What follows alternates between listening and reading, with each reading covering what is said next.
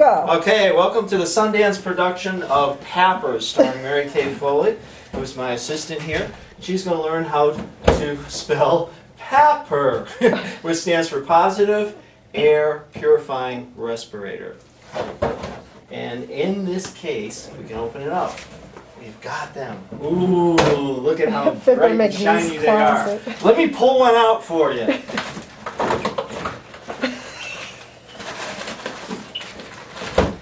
Here's our positive air purifying respirator, okay, which consists of a hood, a hose, 2 HEPA filters, and a battery pack. Now this goes on like a fanny pack, all right, so you would just put that on, click it, and pop it on. But before you do that, we're going to show you the battery. There's 2 compartments for batteries here. There is a dummy battery as well as a real battery, because the life expectancy of this battery is 8 hours. So it's really hardly necessary that we're going to be in a room for 16 hours. So one battery, the silver part goes in the bottom, hinges in, and clicks. On the other side is our dummy battery, which we won't use. And whenever you put one of these batteries, and the real battery would be on the right hand side. It's got a metal prongs on the bottom which insert at the bottom like this, slides in and clicks. Battery life's good for 8 hours. There's no point to have 16 hours worth of battery packs here. Plus it's a little bit weighty, so it's just something else to control or to have around your waist. Inside we have batteries charging all the time. If they're blinking, they're charged. I don't know whether you can see that or not, but just know that. If they're blinking, they're charged. When you insert a new battery in the outlet, it will stop blinking, which means it's being charged. Okay? And there's several batteries, so these can be changed out at will.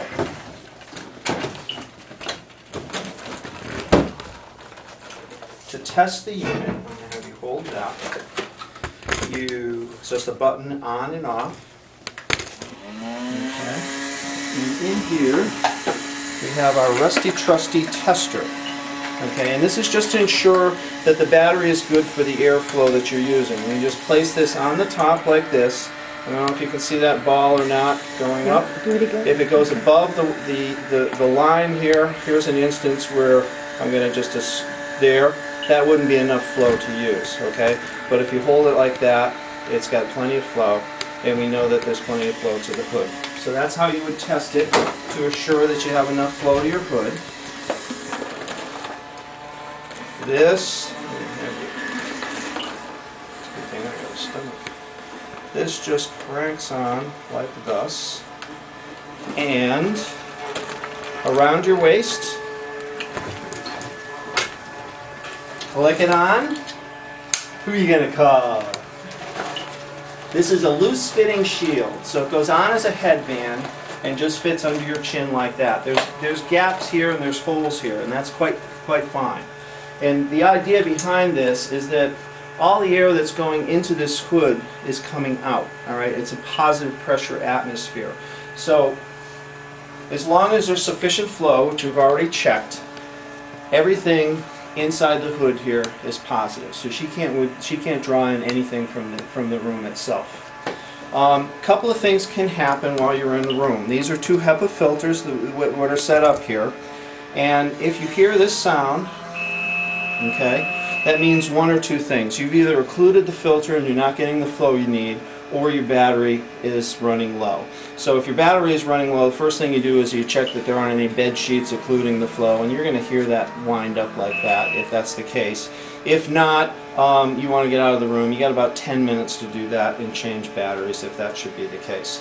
That is it. You click it to turn it off.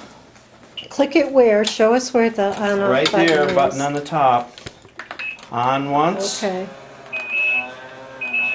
Now I'm going to make a liar of me.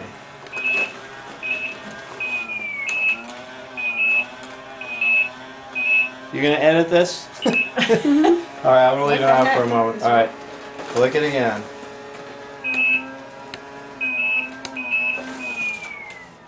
Okay. Ah! Woo! There we go. Okay. All right, edit that out. Thank you. So as far as the hood is concerned,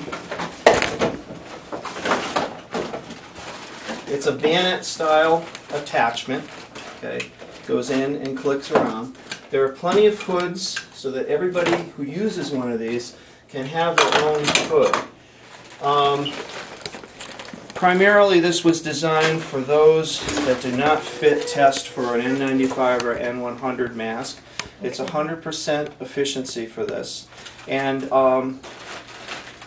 anybody can wear it. There's a couple of different size hoods. There's a medium and a large, but pretty much one size fits all because it is loose fitting.